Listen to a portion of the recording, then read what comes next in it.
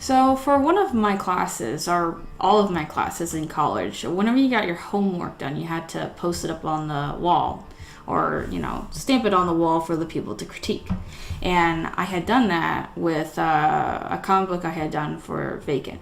And, Simonson read it and he liked it, but he said to me, he said, Heather, it's cool that you have this, expansive world of science fiction and aliens and creatures and stuff like that.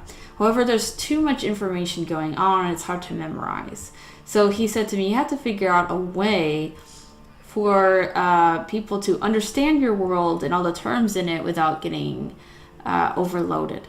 And I thought about this for a really long time because I thought to myself, well, how do you do that? Because Vacant is very complex. And I sat there and I thought there was more than one way I could do this. I could do exposition. I could do a number of things. And I thought to myself, it took a while. It took me a couple of days, but then I realized what I wanted to do.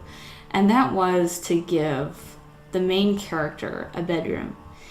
And for that bedroom to be close to the beginning of the comic. And the reason for that is because when it comes to alien worlds and fantasy worlds, what makes it hard is that people like to go for what they know and what they understand and what's familiar. And if you have an alien world, there's nothing familiar. So you have to start off with something that people understand. And people understand things like bedrooms. And because everybody has a bedroom, most people have a bedroom. And then when you walk into the bedroom, you understand a lot about the person that lives there. So I thought, why don't I make a bedroom for him to have, and then everything that deals with that character will be in the bedroom. So people will then learn about the character and then become familiar with the comic at the exact same time. And when it came to Vacant, the game, I took over, I did the same thing. When you see Jade, the first scene is Jade in her bedroom. And I knew I wanted to do that because I knew if I didn't do that, people would be confused with the game because it was the first game of the series. And I knew that once they saw alien creatures, they would be confused and they wouldn't know how to piece things together. But if there was a bedroom, then they would say, hey, this is familiar. I think I understand this.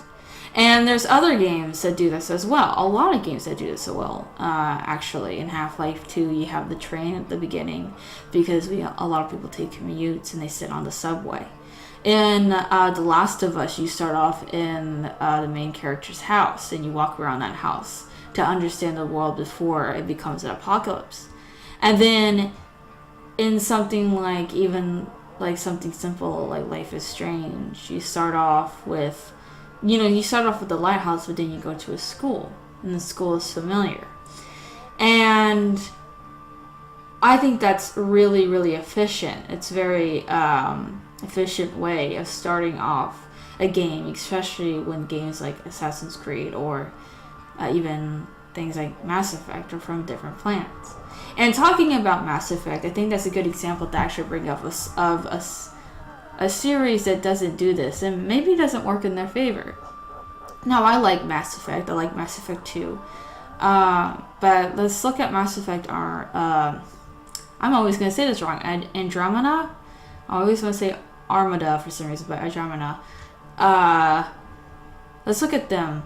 And a lot of people were complaining, well, not only about a lot of things, but the animation, about just a lot of awkwardness in the game, but they were also talking about how confusing it was and how it was hard to follow the story and how it was hard to get into.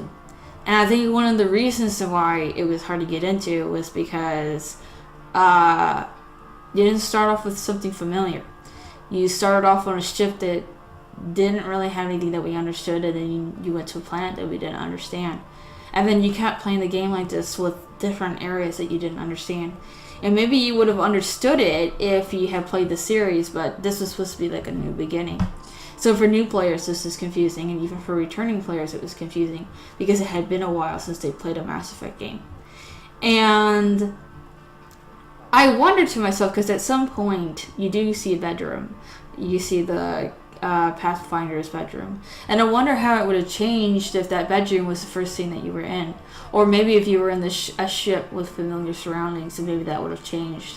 Maybe that would have changed the pacing. Maybe it would have been easier to understand.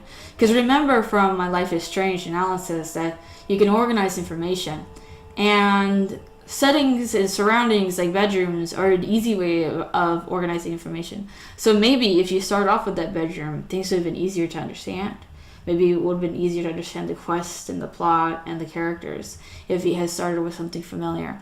And so that's my tip to you guys, is that if you have a fantasy game or a sci-fi game, or even even like a slice of life, think about maybe starting off with something familiar versus starting off with something that we don't quite understand. Or maybe if you want to start with something you don't understand, like a very exciting beginning, an intro that's very supernatural and kind of takes you in, then maybe the next scene should be something we understand. Kind of like, Zelda, he wakes up and the fairy talks to him, and that's something that we understand. Or Kingdom Hearts, which I know people don't love, but in Kingdom Hearts you have the surreal beginning of the dream, and then you wake up on a beach, and then we understand beaches. So think about that, and I will see you guys next time on another tutorial.